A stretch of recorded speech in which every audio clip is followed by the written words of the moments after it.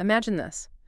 Two rather obscure chemists working away in Scotland, and they end up completely derailing a U.S. presidential campaign. Or picture this, a colonial government collecting fines from islanders just by painting black crosses on these giant stone coins that nobody could even move. Right. These stories sound, almost made up, just quirky footnotes.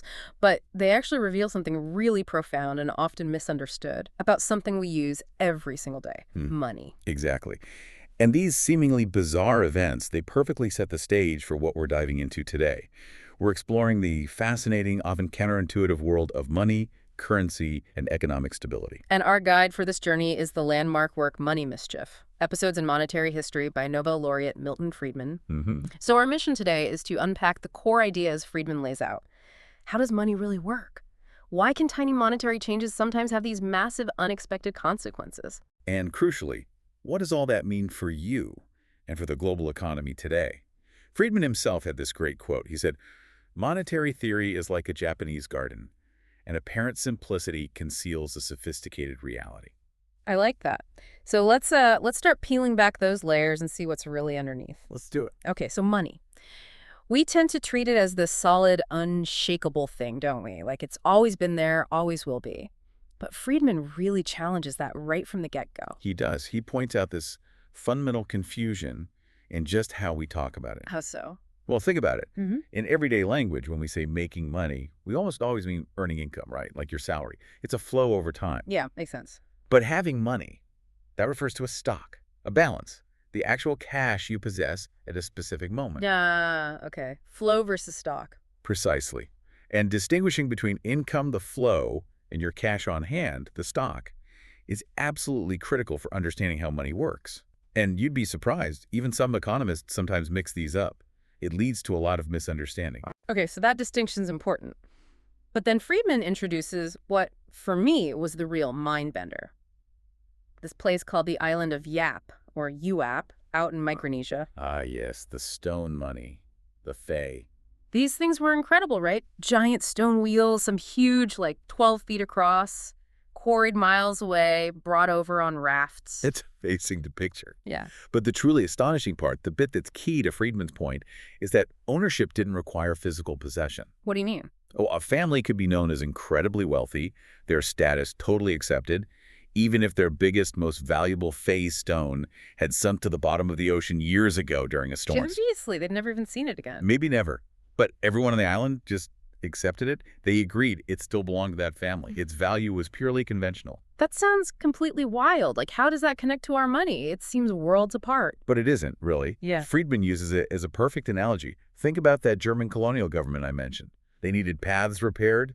The Yap chiefs weren't cooperating. Right, the black crosses. Exactly. The Germans just sent agents to paint black crosses on some valuable Fae, claiming them for the government. Suddenly, the paths got repaired. Then the agents just erased the crosses. Fine paid, wealth restored. Okay. Now compare that to, say, the U.S. Federal Reserve storing gold for France. They don't physically ship gold bars back and forth every time there's a transaction. No. No, they often just move the ingots from one drawer or section of their vault to another and relabel it. It's basically the same principle as painting a cross on a Fae stone. So you're saying our gold reserves, or even our paper money, it's kind of like those stone wheels at the bottom of the ocean? In a fundamental sense, yes. Huh. Friedman's insight is that the value of any money stone, gold, paper, digital bits rests on this collective myth or fiction or convention. It's not about what it's made of, its intrinsic value. It's about mutual acceptance. We believe it has value because we believe everyone else believes it has value. It's all about collective agreement then. So what happens when that agreement, that faith, breaks down? Well, people don't just immediately revert to pure barter, which is incredibly inefficient. They find substitutes. Like what? Historically, gold, silver, maybe foreign coins, or even, cigarettes in post-World War II. Germany became a widely accepted medium of exchange when the official currency was worthless. Right. And this gets to what Friedman called the medalist fallacy, the mistaken idea that money must be backed by something with intrinsic non-monetary value, like gold or silver. But Yap stones didn't have much use other than being money. And cigarettes. Well, you can smoke them, but their value as currency far exceeded that. Precisely. And modern paper money is the ultimate example. It debunks the medalist fallacy completely. Commodity value might help a currency get started, but it's not essential. When President Nixon took the U.S. dollar fully off gold in 1971, Yeah. he basically eliminated that last commodity link for major world currencies. That ushered in today's unprecedented fiat world, where money isn't backed by anything physical. Its value is purely based on supply and demand, and, critically, faith in the issuer, usually the government. Okay, fiat money. That brings us to supply and demand. You mentioned the difference between making and having money. There's another key distinction, right? Nominal versus real money. Absolutely crucial. The nominal quantity is just the number of dollars or euros or yen out there. Yeah. That's something the monetary authorities like the Federal Reserve or the European Central Bank can largely control. Okay, the face value. Right. But the real quantity, that's what that money can actually buy. It's purchasing power. And that is determined by the public, by our collective demand to hold money relative to goods and services. Can you give an example of that? Sure. Think about Charles de Gaulle in France in 1960. He introduced the nouveau franc. Simply chopped 2 zeros off the old franc. So 1 new franc equaled 100 old francs. Just a relabeling, basically. Yeah. Exactly. But for decades afterwards, many French people, especially older ones, continued to think and calculate prices in old francs. It took a long time for the mental adjustment to catch up. What that shows is simply changing the nominal number doesn't instantly change the real value if all prices and wages adjust proportionally.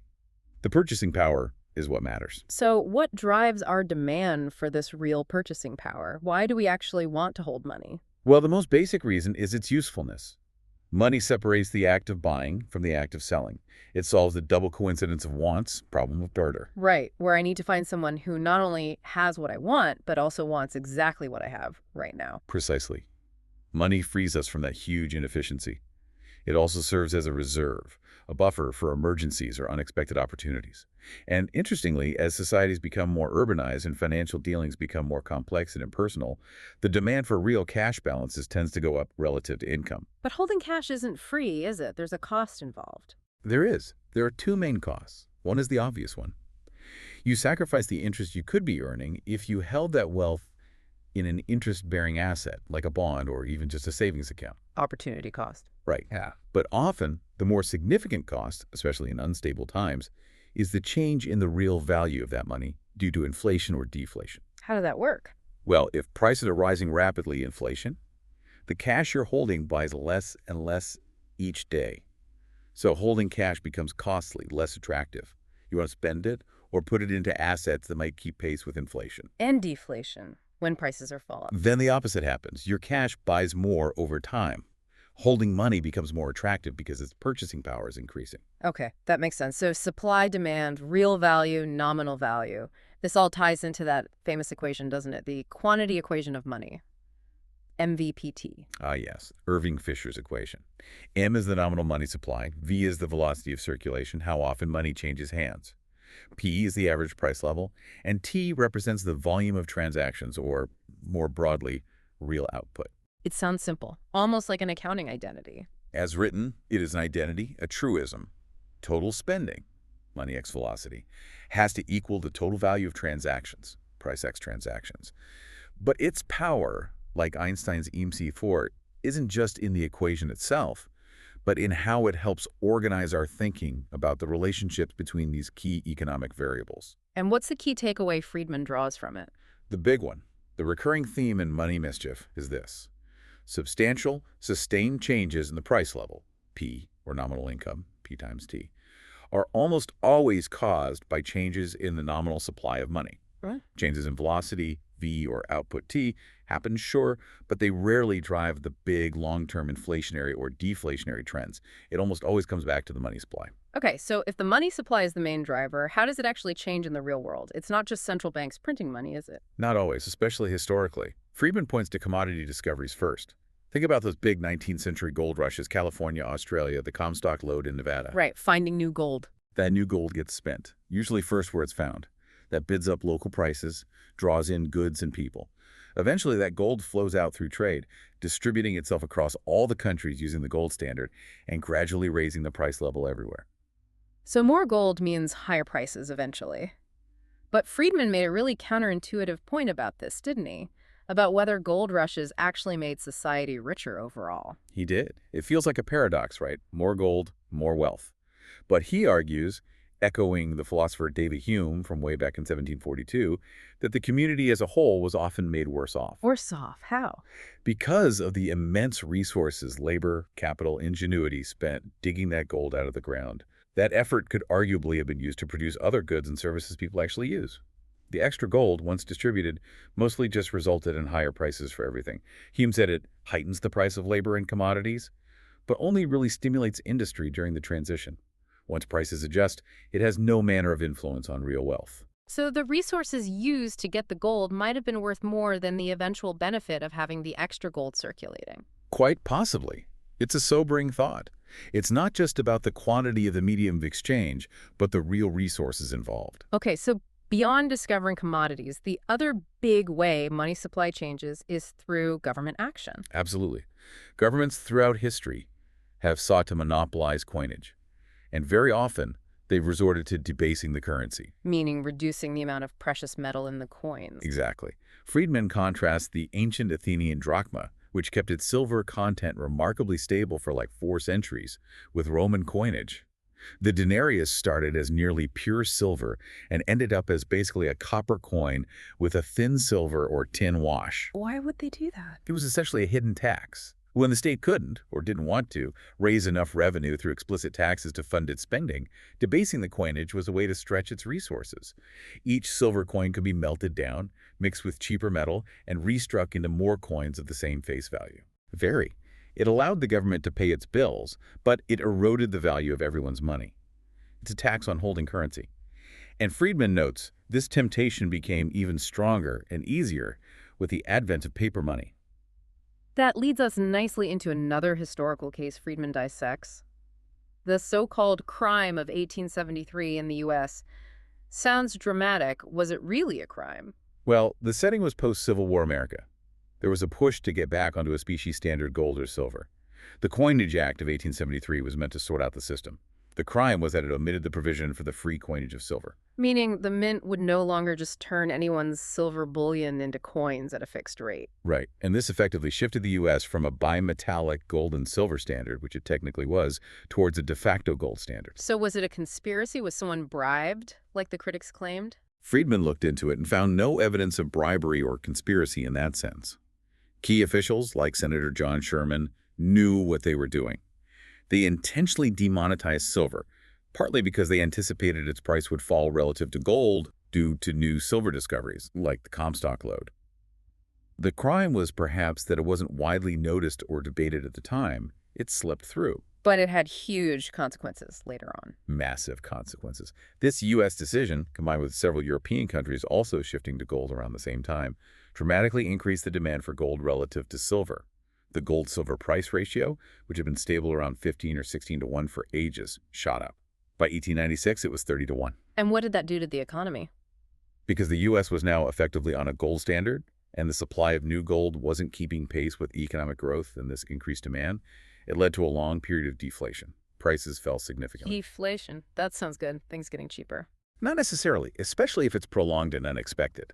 Overall, U.S. prices fell about 1.7% per year between 1875 and 1896, but agricultural prices fell even more, around 3% per year.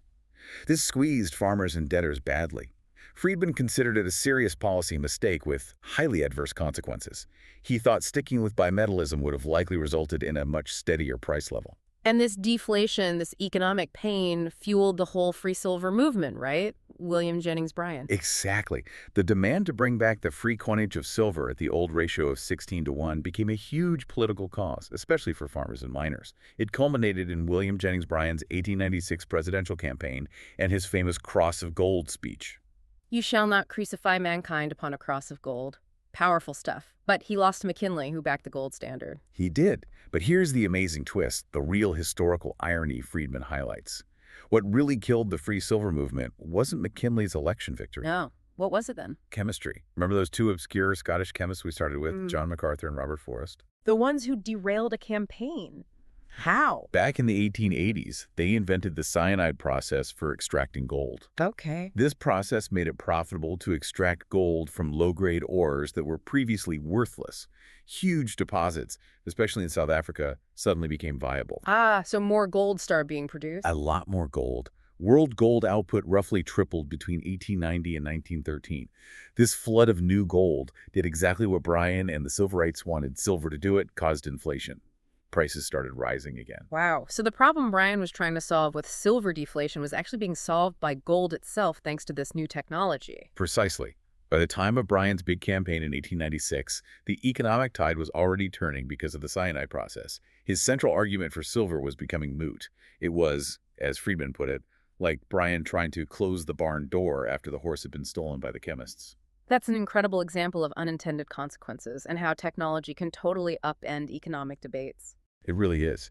And it leads us to another, perhaps even more devastating, chain of unintended consequences Friedman explores. FDR's silver policy in the 1930s and its impact on China. Okay, so FDR. This was driven by U.S. domestic politics again, helping silver-producing states, maybe trying to create some inflation during the Depression. Yes, very similar motives to the earlier populist movement. Political pressure from Western states plus a desire to raise prices. Yeah. The U.S. government started buying silver, pushing up its price significantly on the world market. And this had an effect on China. Why China specifically? Because China at that time was the only major country still on a silver standard. Most of the countries were on gold or had gone off specie altogether. So what happened when the U.S. started buying up silver and driving up the world price? For China, it was disastrous. Their currency was silver. When the world price of silver shot up, their currency effectively appreciated massively. This caused severe deflation within China. The opposite of what FDR intended for the U.S. Exactly.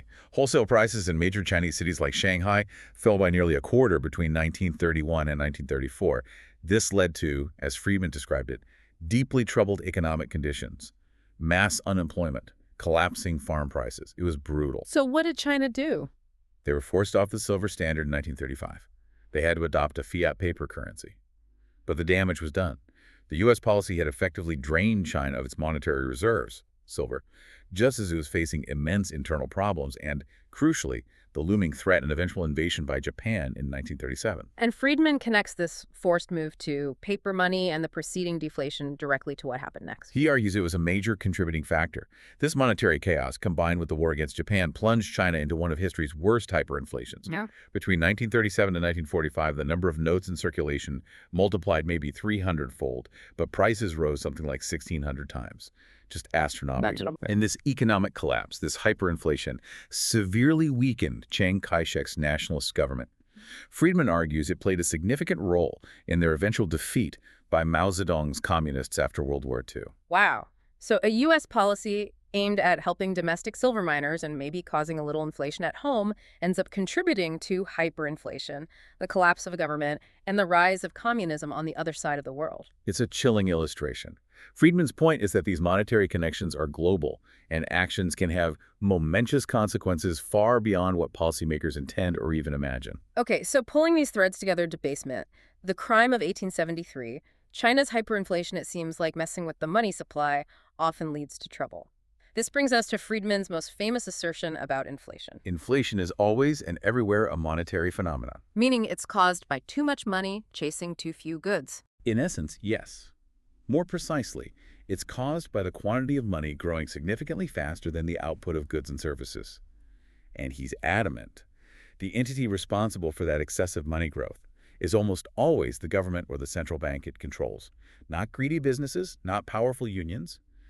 Those might affect relative prices, but they don't cause sustained economy-wide inflation. Why do governments do it then if it's so damaging? Temptation.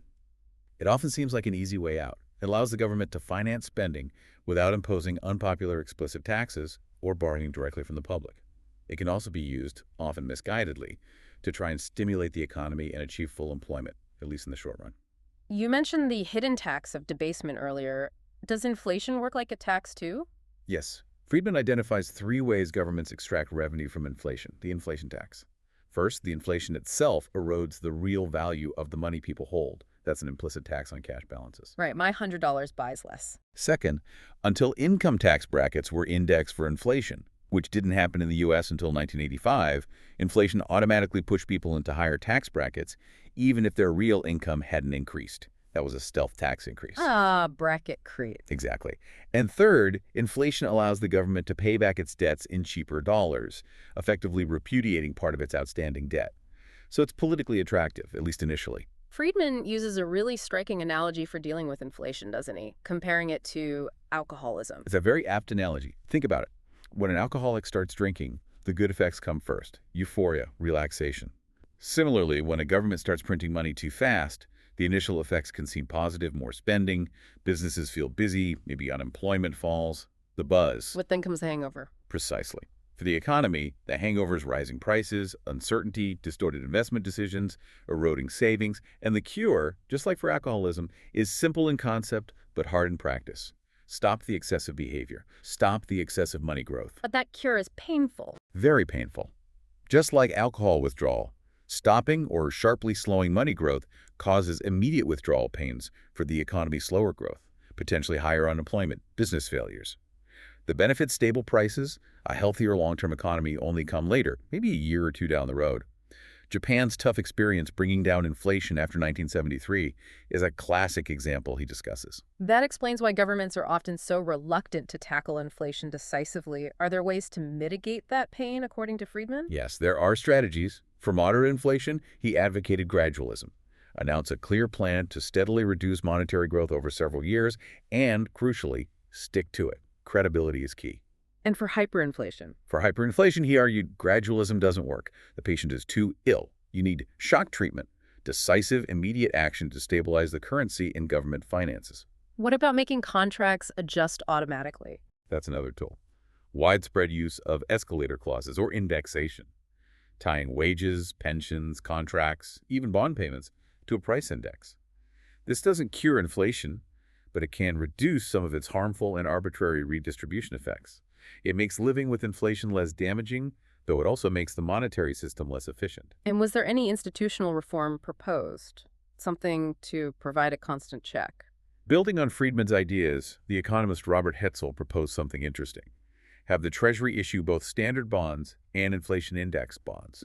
The difference in their yields would give a real-time, market-based estimate of inflation expectations. Like a public dashboard for inflation? Kind of. It would make monetary policy more transparent and potentially act as a useful restraint, providing immediate feedback if policies were seen as inflationary. Okay. So if slowing money growth is the cure, why do governments sometimes try price and wage controls instead? They seem intuitive to some people. They seem intuitive, but Friedman argues they're almost always counterproductive. They attack the symptoms, rising prices, not the cause, excess money. They distort the price signals that guide resources, leading to shortages, black markets, and inefficiency. Often, imposing controls is taken by the public as a sign that the government isn't serious about tackling the monetary root cause, which can actually increase inflationary expectations. They generally lead to more inflation, not less, in the long run.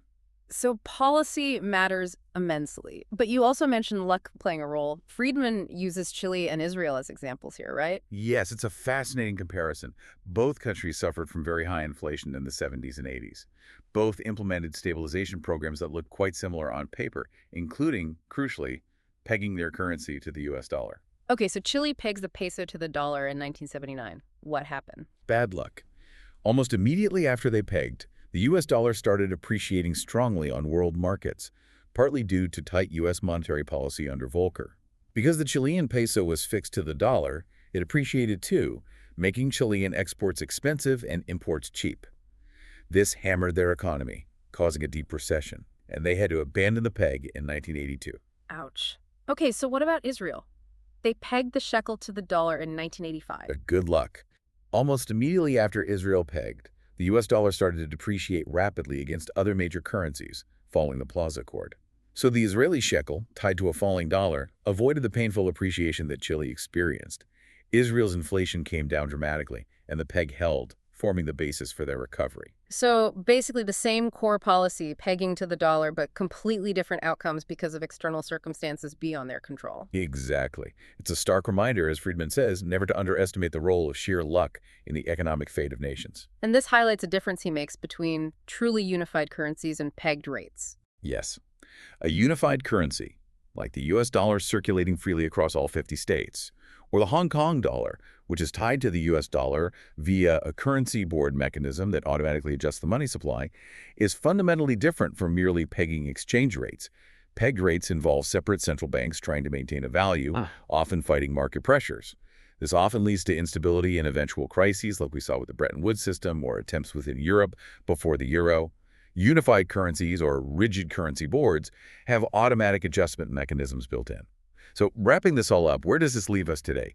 We live in this fiat world Friedman described. No major currency linked to a commodity. What's the main challenge? According to Friedman, the core challenge is finding a substitute nominal anchor, something to replace the discipline that commodity convertibility, however imperfectly, used to provide, a way to reliably constrain that governmental temptation to inflate. Is there any reason for optimism? Did he see any positive signs? He did offer some hope towards the end of Money Mischief. He noted that in many developed countries, at least, inflation seemed to have become less politically profitable than it once was. So. Financial markets are quicker to react, the public is more aware, and many of the mechanisms governments use to benefit from inflation, that inflation tax, bracket creep, debt repudiation, have been weakened by things like tax indexing and more sophisticated financial instruments. There's more pushback, more awareness. So maybe we've learned something from all this mischief. Perhaps. Friedman saw it as a source of promise, anyway. Okay, so we've covered a lot of ground today. We've journeyed from ancient stone money on Yap To the cyanide process upending the gold standard. seen how a single line omitted from legislation, the crime of 1873, could trigger decades of deflation and political upheaval. And how U.S. silver policy had devastating unintended knock-on effects in China. The big picture, the core message from Friedman, seems crystal clear. There's this consistent, powerful link between the quantity of money and the level of prices, even if it takes time to show up. Right. And inflation, it's a monetary phenomenon, driven by government actions, usually related to how they finance spending. The cure controlling money growth is known, yet often politically difficult because the pain comes before the gain. So, reflecting on all this, Friedman quotes Clemenceau saying, "Money is much too serious a matter to be left to the central bankers." Why do you think, after all these episodes, all this history, there's still so much misunderstanding, even among policymakers? It's a great question. Friedman suggests it might stem from a fundamental difference in perspective. For you as an individual, prices often seem fixed in the short run, and it's the amount of money you have that changes. You try to get more money. Yeah, that's how it feels day to day. But for the community, for the economy as a whole, the total quantity of money is, at any given moment, fixed. It's a value of that money, what it can buy, the price level that adjusts. This disconnect between the individual experience and the aggregate reality. Friedman believed that's the basic source of most monetary mischief. That's a really powerful thought to end on, that disconnect between how we experience money individually versus how it works collectively. What stands out to you listening now about that profound distinction?